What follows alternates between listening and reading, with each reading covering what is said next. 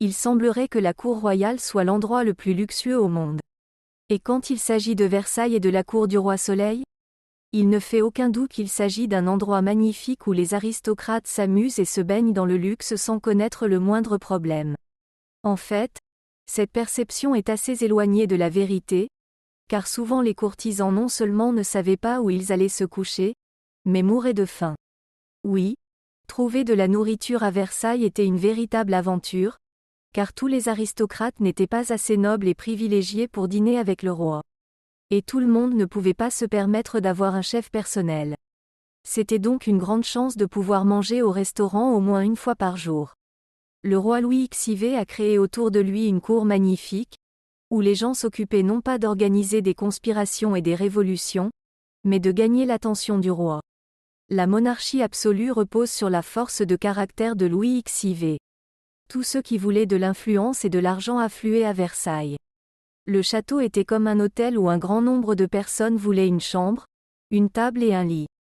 Les parents et les amis du roi disposaient de plusieurs chambres, meublées de meubles et d'objets d'art de grande valeur. Tous les autres avaient de petites chambres et il était bon qu'il y ait une fenêtre.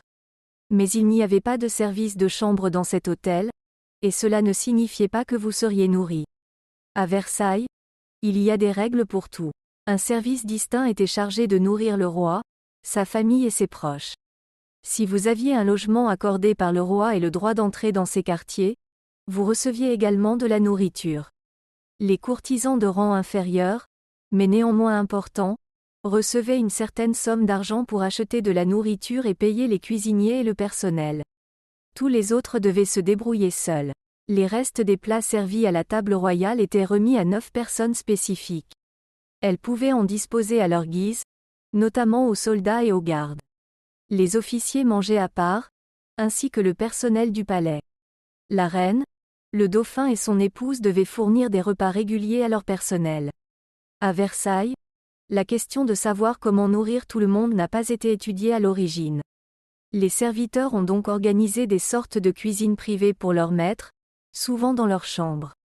Cela a eu un effet très négatif sur les arômes qui remplissaient le palais. Louis XIV a insisté pour que les riches aristocrates construisent leurs propres hôtels dans l'enceinte de Versailles. Mais même après les avoir construits, ils n'y ont presque jamais habité, préférant vivre dans des chambres exiguës, mais plus proches du roi. Mais le commerce de plats à emporter était florissant dans ces hôtels. Pour ceux qui n'avaient pas de cuisine ou de cuisinier, on organisait la livraison de repas. Tous les aristocrates aimaient donc être invités à dîner, car ils n'avaient pas à se préoccuper de la façon dont ils allaient se procurer de la nourriture. C'est pourquoi il était si important d'être joyeux et d'avoir une conversation agréable.